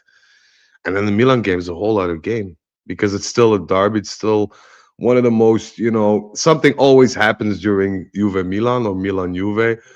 So regardless of that, you still have cemented you're not loosening your grip on top 4. So yeah. And by the way, real quick, Arthur and Osama both corrected me. Como does still have Napoli to go. So we have Milan, Bologna. They have Inter, Napoli, and Milan has us and Atalanta. So I guess two toppish teams for each of the 3 vying for that. What I can now say is 3rd and 4th spot. Yeah, and that timing could be of crucial importance in the sense that if you have that Napoli-Como game, it could well be that Napoli is at that point maybe even fighting for the Scudetto because of Inter lose tomorrow and Napoli win. They're 4 points apart with Inter, which is not a great deal, in all honesty. But they'll start feeling it. They'll start feeling it. And in that same period, it might be crucial for Como to churn out that win in order to get, that 4th place in some way, shape, or form, or be, keeping a hold of that final spurt in front of the finish. So these could be the games that will decide the future of not only Como and Napoli or Inter, but also Juventus and maybe even Milan. So as boring as the season was, I think we're in for a hell of a ride for the final weeks, to be honest. Yeah. How many times we come out here and we're like, I really hope our position's somewhat locked up in, March. And then we're out here. Where's the fun in that? Where's the fun in that? Hey, there's no Juventus season without 1 or 2 cardiac arrests. I would love us to be a part of another competition at this time. But yeah, it's been some action-packed couple of seasons, even if it unfortunately is for the fourth spot. Okay, we've talked about the game, we've talked about the table, we've talked about the schedule and the teams, and this is we're 90 minutes in, so let's get a little bit, maybe some quick transfer news. Frederic, you had sent me some texts earlier in the week when we were going to try to do a scoop, and unfortunately that fell through. Why don't you provide some knowledge and maybe tease our audience here with some other things that are going on or cooking behind the scenes as to Juventus's summer market? Well, I think we can strike one name off the table because there's a reason that John Alcon was present in Bergamo as well. Oh. And that was to talk about Karnasecki. Atalanta said, of course, we're willing to sell Karnasecki for 50 million. Yeah, I mean, that's what I was waiting to hear. 50 million, but no players that they want, within the deal or well, it's 50 million, take it or leave it. We won't even sit down at the table to discuss the bonus or the signing extras or whatever. So that's and bye-bye. Alcon said, well, thank you for dinner. I'm off. I'm going to watch the game. Good night. Alcon was a bit pissed as well, according to my source, in the sense that he expected a bit of a more lenient stance from Atalanta, because Alcon still feels that if an Italian goalkeeper like Karnasecki has the chances to go through the ranks of Italian football and the pinnacle of it still being Juventus in that respect, then a team like Atalanta should be a bit more open in a sense. I mean, of course, they have their asking price and whatever, but, to be that firm on that and, coming out in an exploratory talk and saying, well, it's going to be 50 million or nothing, kind of rubbed them the wrong way in that respect. And I don't think that money is the issue, but I think the way that Atalanta came out and stating that towards him was a bit like, no, you're disrespecting me, fuck you. I think the greatest thing, if Karnasecki's going to get, I don't know if he's going to get legitimate offers over the summer, but the teams are going to come knocking for Karnasecki over the summer. I think ultimately the best bargaining thing for any team, Juventus included, is that Atalanta finishes as low as possible in the table, because if they're not in European competitions, they can't demand that high price, and frankly, they're not in a position to say no to those to reasonable offers for Karnasecki if they're not in European competition. If I'm a player of Atalanta and I love Atalanta and I'm grateful I have the chance to go over to Juve, which is my dream team, which is true for Karnasecki as well. Karnasecki is an unofficial Juventus fan, and afterwards you hear that your club asked for 50 million, which is a bit over the top, let's just state, without any wiggle room. I wouldn't be so happy as a player. But he's Italian. I mean, we're not in the World Cup, right? So he's all summer to fight that out. You don't fight that out. You don't fight that out now. I don't think they're going to fight that out.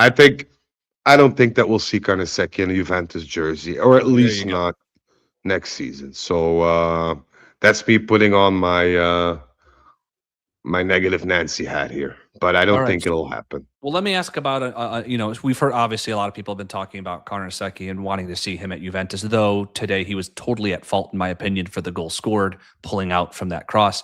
Let's talk about Vlahovic, because he was coming back from injury. He was going to be the savior. He was going to come in, he was going to bag a bunch of goals, and we were going to renew him. It was almost guaranteed we would see Dusan in a 1+1, blah, blah, blah, blah, blah. But then it's been very quiet since he has this new injury. Yeah, Juventus. What is the status of Vlahovic? Straight to voicemail. Well, we have the upper hand in the negotiation, in the sense that there is some concern within Juventus management about his injuries, because we looked at it holistically over the past 3 seasons, and you don't expect a player of his age and his physicality to get injured that often as he is. And that was something that was brought on the negotiation table as well, in the sense that he could be the savior for Juventus, but in the same regard, he is a liability in that respect. He's missed a lot of So games for us. yeah, And Juventus made it. unlike say Neymar, who missed an astronomical number of games in his career, when Vlahovic plays, he's more often Not than not Neymar. bad. It's like He's not Neymar. No, he's when he plays, he's more often than not bad. He's good for yeah, yeah, he's really good in September, yeah, true. and that's it. But that's it. That's about it. Maybe somewhere along the signs of May, like he wakes up or something from hibernation. But Juventus made it very clear we won't push any more than 5 million all in bonuses, which would make him land at, I think, 4.1, excluding bonuses, 4.2 with a stretch. We won't go beyond that. That's on the table. Yeah, Oh. yeah. Well, look, So Eden Hazard. I'm laughing at a comment more Eden Hazard than Neymar. I mean, but let's be real. Before his Real Madrid move, I mean, Eden Hazard was. I mean, he was impressive. Amazing. And he was amazing. Neymar has always had sort of that injury issues where he missed half the season. Yeah. But Hazard just didn't give a fuck. yeah, Hazard just didn't give. once he got that 100 million euro a move from Chelsea, I mean, he's just like done. Talk about eating cheeseburgers. That dude showed up wider than he is tall. My man, literally, and I witnessed this. He got subbed during a qualification game for Belgium because of his injury or whatever. He took a shower and went to the burger stand in the stadium to eat a burger. Like That's me, right? that's me. There you go. that's. I love him for that. I just love him for that. And they asked him, "What were you doing?" I just wanted a burger, man. Leave me the fuck alone. Like I love that. Didn't care. That didn't care. Sorry, we No. digress. We digress. Yeah, we did.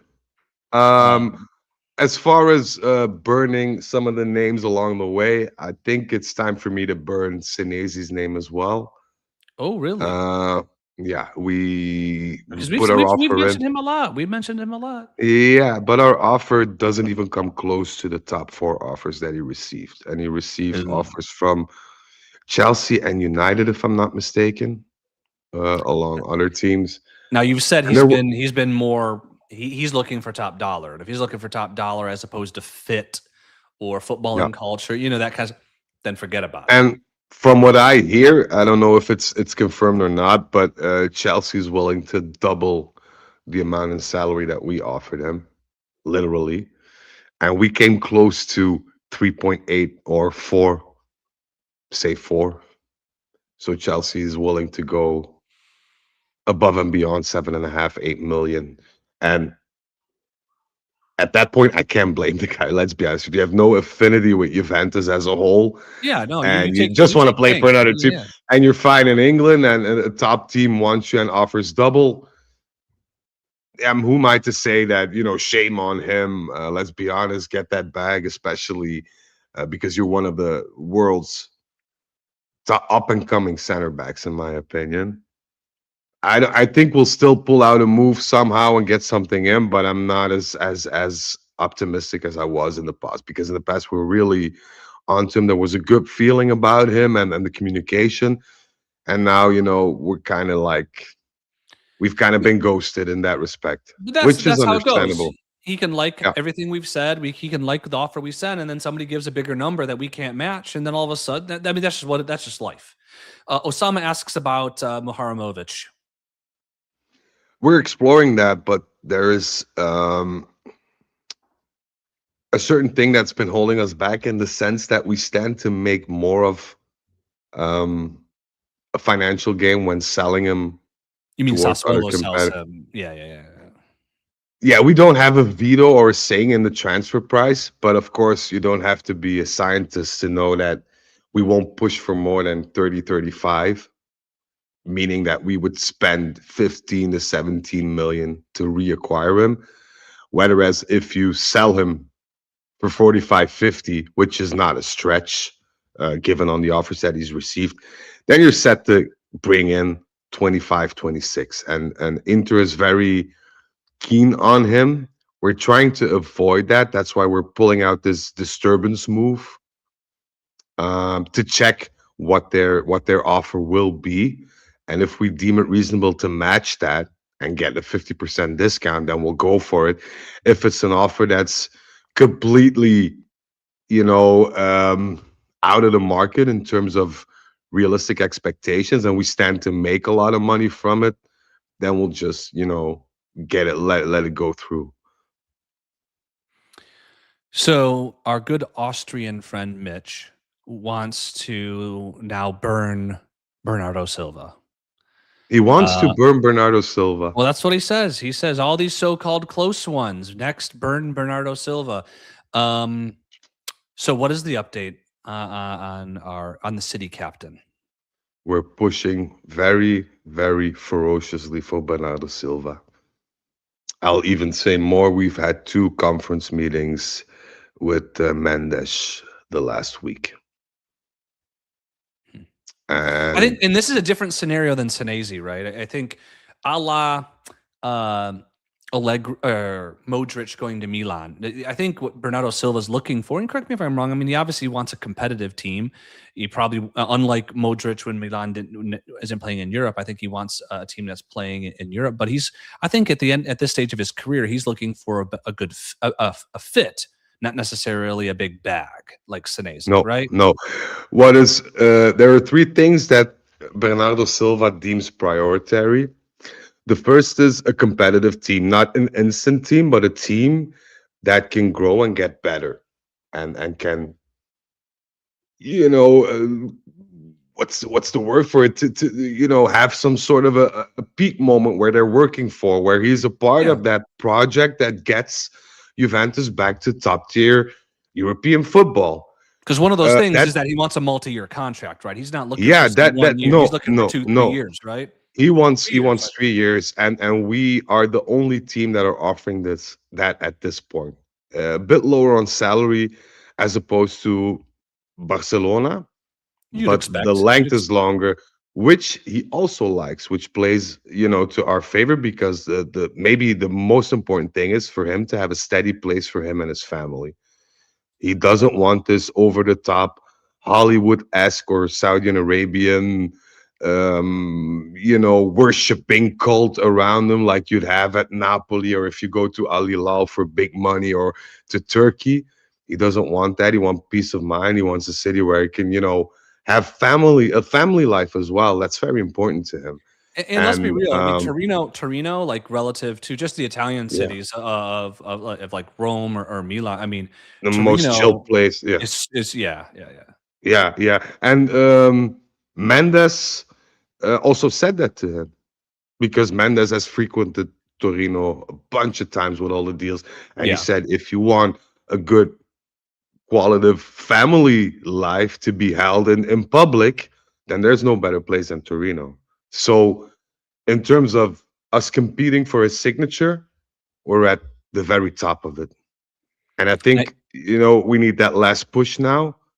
And we asked him a bit, to be not in a hurry, but we need to know where we stand. And he promised us and Mendes that he'll have his decision within the mid or the end of May. So that's before the going to World be, Cup, right? yeah, yeah, yeah, absolutely, Yeah. before. Yeah, yeah, yeah, yeah, yeah. All right, we're approaching 2 hours, which is maximum of my ability before I get tired of talking. But Luis asks about Coyote. Are we actually interested in Coyote? Are we interested? Yes, we're interested. We're interested in 1,000 names, but there's nothing concrete there for the moment. We'll see how that unfolds, but it's also not a priority at this point. There are certain names. Spalletti needs 6 players or 6 positions to be filled. Let me rephrase that. Of course, he has his preference, which he talked about with Comoli, Ottolini, and Alcan as well. And there are certain players that are very realistic, and Juventus are doing their best to bring these people in even before the World Cup or the start of the World Cup or the end of the season, however you want to call it. Bernardo Silva is one of them, and I'm gonna spoiler it. Allison, the goalkeeper, as well, as a specific Spalletti name, which felt into agreement with all management. And Allison gave his management team the go ahead to start negotiations with Juventus yesterday.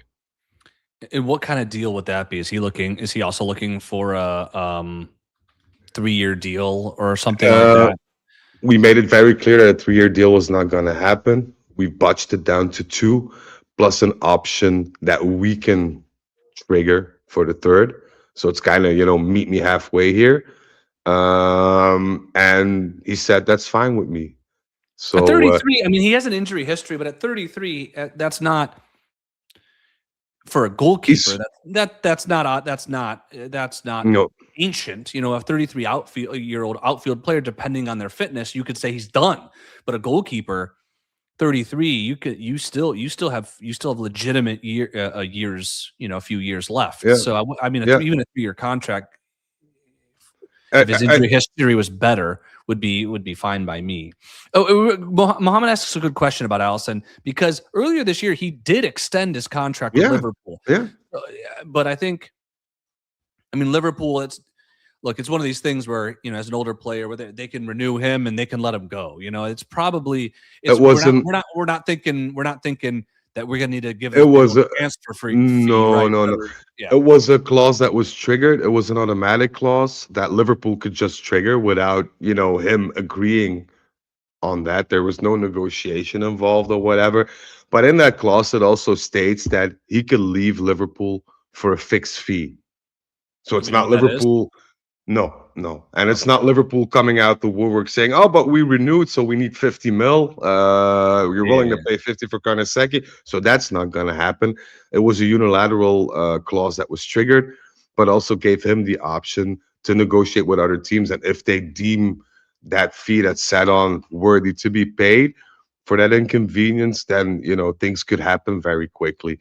And I think it's Juventus that want a goalkeeper like Allison in order to bring in younger goalkeepers so they can gain some experience around him and train with him or be the stand-in for him for like in the Copa games or whatever, and not having to rely on getting somebody in like Di Gregorio and just hoping that he'll do the same as he did with a modest club like Modena. I'm thinking of Defara. There are possible other names that I've heard as well. Defar's too So young.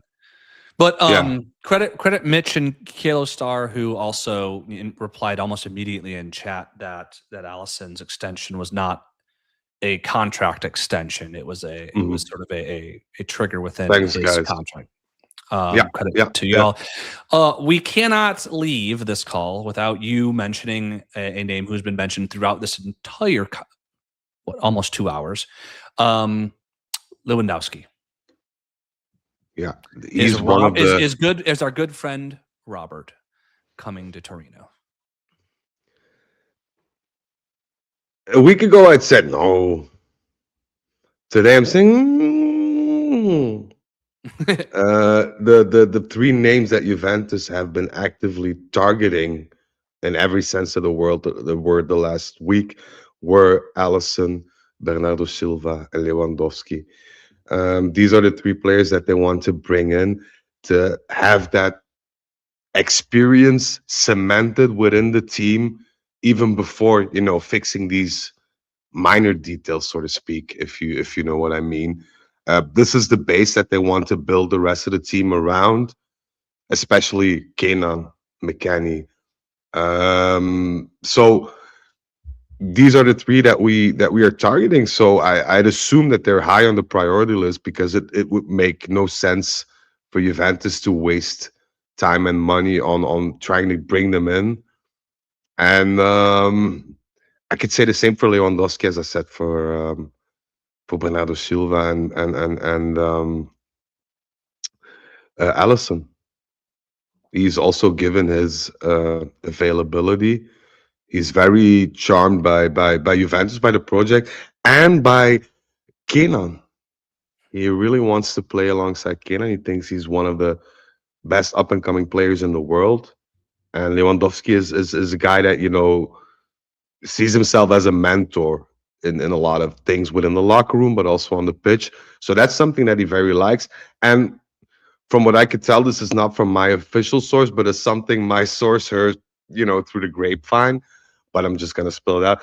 Apparently, Lewandowski had a call with Spalletti already. Hmm. So we'll see. But I expect these three names to be dealt with in a positive or negative way within a reasonable time period. So let's see. And I wouldn't hate on Lewandowski. I think he's the kind of player that in Serie A could get him 20 goals easily a season. You say that, Uh, but we really struggle to play around our striker, and that you could easily say that's because the strikers we have stink. But like when you look at the service, a lot of our service is poor. A lot of our balls into the front are poor, and so like my and concern is Bernardo you Silva. well, but you need for getting a 40-year-old striker almost. You need the dominoes to fall into place first, right? And so like for Lewandowski, I'm not really a fan of that move. It's just like you need to fill in the other pieces first, in my mind, before you even consider it. That's why I Considering his think health, because his age, his health, his mobility, and where he is in his career. I mean, it's just that's why I kept him as last. And I think that this is how Juventus prioritizes things. Bernardo Silva, regardless of anything or anyone else, because he's the guy that you could plug and play into your team, so to speak, with the experience that he has, with the everything that he has, his aura, whatever you want to call it. He's somebody apart from whoever fills the team, you'll have a place for Bernardo Silva within Juventus, which I think is logical to assume. Then you have your goalkeeper, not a priority until it becomes a priority in the sense that you have the opportunity to get a very good world class goalkeeper in for a very reasonable fee. So then your goalkeeper from priority number 7 switches to priority number 2 because there's this time frame that needs to be dealt with. And then last in the top 3, you have Lewandowski in the sense that, hey, if we can get Bernardo Silva in alongside with a Yildiz, who would match perfectly in terms of setting up goals for him, even if you add a bit of Locatelli and McKennie in the mix, it all starts to make sense. So in my respect, in my humble opinion, I think they're going for Bernardo Silva. If they get that done, even just in a gentleman's agreement, they'll immediately switch to Lewandowski because of the potential match that they could have and the cost. And in between, you try to get in that Alisson type of goalkeeper in order to have that experience and that resilience in goal next season. So from where I'm sitting, it all makes sense. Let me put it that way. Yeah, and I think one of the things, and you see this in every single sport and every single team, if you bring in a player like Bernardo Silva, then you then turn around to other potential guys on the fence, and you're like, look, this is what we're building. This is who we bagged. You're going to come and be able to play with Bernardo Silva. I mean, that's huge. That's huge. I mean, you say Lewandowski wants to play with Keenan. I'm pretty sure he'd be more excited to play with Bernardo Silva. Not only Right? that, I think also the fact that you just send a signal out saying, "Hey, you thought that we were over and done with because we bought Gatti, Lloyd Kelly, Koopmeiners, or whoever." Um, we're back here with Bernardo Silva, and that could be the trigger or the catalyst for other players to think, "Hey, if Bernardo Silva goes to Turin, ain't that bad. Mm-hmm. I might just fit in there and do something and because that's the whole shtick of Juventus or the management at this point, the resurrection. We've had those years where we were sitting in the shadows. We set that fourth place bar there because we knew that that was our ceiling at that point. Now it's time to drop the cloak and say, okay, we're here. It's game time. We're gonna level up a bit. So Frederic's It's talking resurrection. He's still in an Easter frame of mind.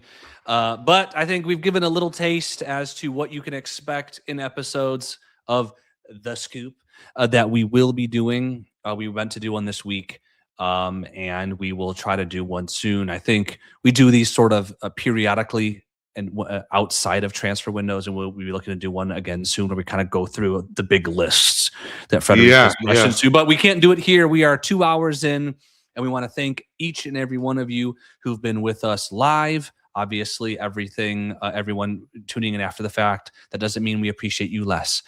We appreciate all of our fans. I personally especially appreciate Frederic, who sits here for 2 hours and does this with me.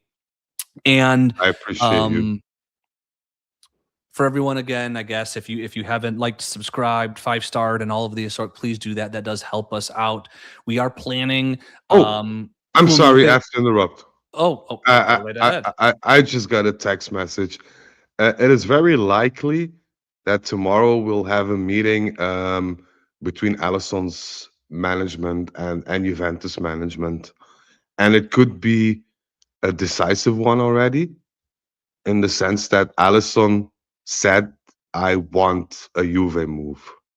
So tune in, follow us on Instagram at Turin Giants and The Scoop Juve, because we might do a scoop of the day depending on how that meeting comes out. Stay tuned with us on there. Turin Giants official on YouTube, turingiants.com. Thank you all, Frederic. I know it's really late for you and everyone who's in Europe. It's really late, so we're going to leave it at that. And thanks you all. And until next time, as always, Forza Juve.